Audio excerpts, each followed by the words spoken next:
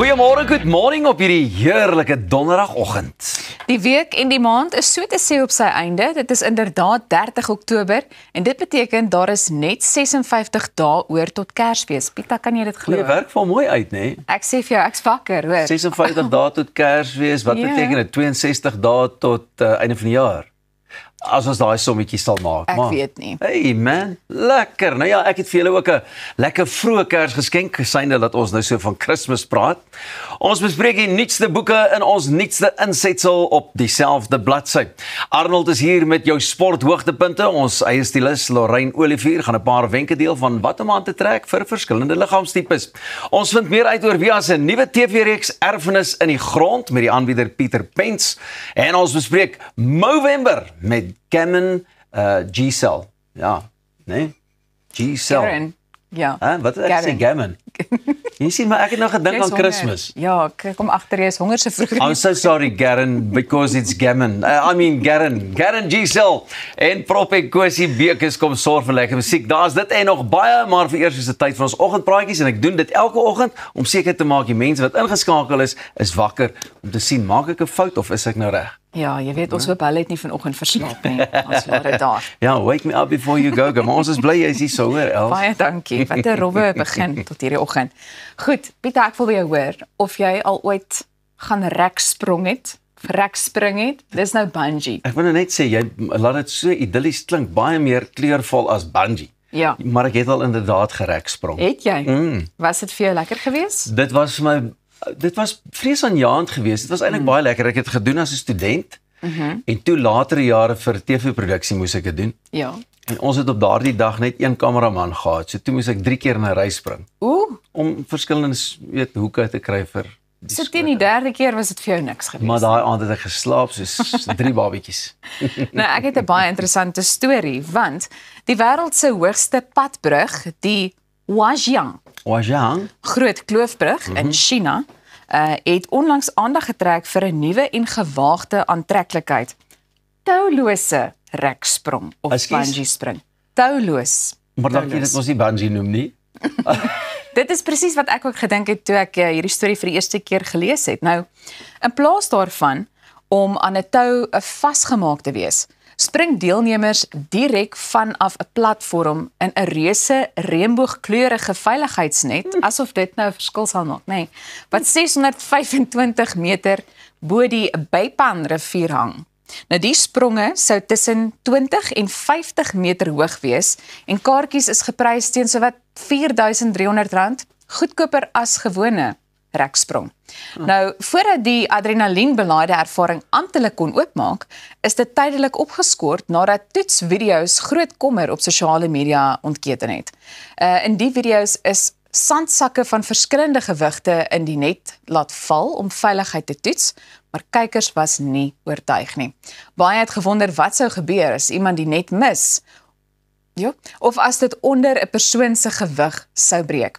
Die maatskappy agter die projek het verduidelik dat die net se hoeke vas is en dit ontwerp is om die impak te absorbeer en dan stadig af te sak om 'n veilige landing te verseker. Tog het die verduideliking min gedoen om die publiek gerus te stel. Die opening is dus uitgestel totdat verdere veiligheidsmaatreëls bevestig is. Wat bedoel was as 'n grensverskuivende avontuur, het uiteindelik 'n ewige debat oor veiligheid en gesonde verstand ontketen. Ek moet vir jou sê, ek beskou myself nogal as 'n adrenalien junkie, maar ek weet darem nie daarvan nie. Ek sal dit nogal doen. Het jy nie al gesien hulle het hierdie huiskraan mos? Ja. En dan sit jy ook so 'n harnas wat jy so vasgemaak word en dan val jy ook in 'n net en niemand weet altyd wanneer daai knippie losgemaak word en dan val jy so lekker na benede. Selfe prinsip, of soos ek altyd sê, selfe pap, ander sous. Hierdie is dalk 'n bietjie meer gewaagd, want 'n ou gaan mooi moet spring en jy gaan, jy weet daarom. En jy gaan ons nou kop eerste nie waar nie? Ja, nee. Jy moet nie net val nie, jy gaan 'n bietjie moet verstaan van hoe om jou lyf in 'n rigting te stuur om op die net so naas moontlik in die middel te val. Dit laat my dink aan die akrobate, wat gewoonlik deel was van die sirkus. Ja. Jy weet, en waar hulle gewoonlik dan, as hulle dalk misvat of gryp, in daai net val. Dit is so lekker gelyk as hulle so val op daai net, nê? Dit het. Maar ek dink is nog steeds 'n bietjie baie meter vir my. Ek spring eerder uit 'n diensbare vliegtuig uit met 'n valskerm. Daar sê. En ons gaan dit nog doen, hoor. As dat ek touloos gaan of jy weet, net die net aanvat. Nou ja, gepraat van spring uit 'n vliegtuig uit of staan bo op 'n paal. Sommige mense ly aan hoogtevrees. Jy Nie glad ons nie. Nee. Nee.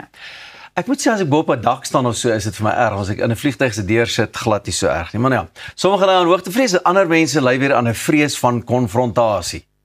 Jy al daarvan gehoor? Ja. Nou nie van konflik nie. Ja, ek dink ek's nogal deel van daai groepering. Jy het al gesien as die vergaderings hier by Goeiemôre Good Morning ewig raak, dan is ek weg.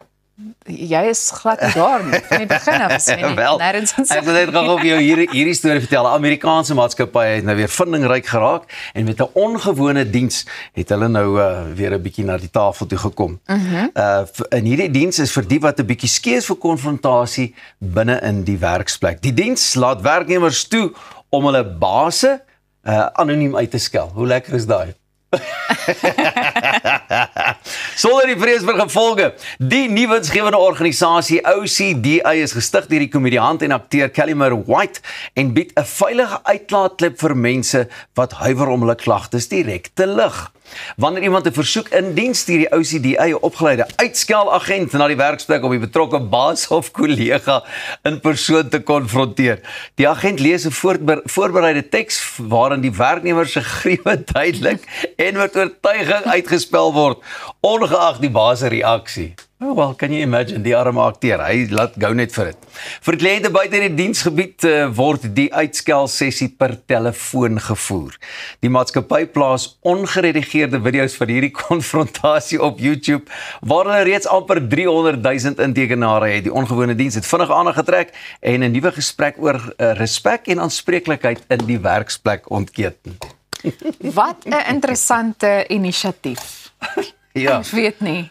Nee, ons het ons nie so rukkie terug ook oor so ietsie gepraat, dat hulle ook in China of een van die oosterse of westerse lande gegaan het, dan stuur hy ons nou 'n briefie of wat namens hom geskryf is. Deur kunsmatige intelligensie, ek reg kan onthou, ja. Nee, is ook weer dieselfde tipe storie, maar sal jy dit oorweeg? Nee, weet jy wat dink ek? Miskien moet ons met 'n inbelprogram begin. Daar's nou miskien vir ons 'n gap, soos wat hulle sê, nee, 'n nuwe geleentheid. En dan kan mense weer soos in die verlede inbel. Hallo, ek wil graag anoniem bly. Ja. Maar dit is my griewe. Hiermee net my griewe. So, ek weet nie, ek dink ek is maar iemand wat voel, natuurlik hou mense van konfrontasie of konflik nie, maar op die einde van die dag dink ek om eerlik te wees en opreg te wees is altyd die beste manier. So gaan praat dinge maar net uit. Ek dink in ons geval wat 'n bietjie dit nie daarvan hou nie, so ons eerder uitstel en dit later doen, maar ander mense is net so wat om dadelik aan, maar ek is fine met jou, ek is fine met almal, dankie. So sê hy nou, maar goed. Ek gaan jou probeer glo. Nou, dit is jou laaste kans om vir die sogenaamde, dit is nou net gehuileer, lelik en trots kompetisie in te skryf, waar ons op soek is na Suid-Afrika se sogenaamde lelikste maar geliefde troeteldier. Ons gaan maandag ons finaliste bekend maak en daarna gaan die publiek kan stem. Die wenner gaan natuurlik 'n allermintige R1000 koopbewys van Takealot kry. Ons is nou weer terug bly ingeskakel.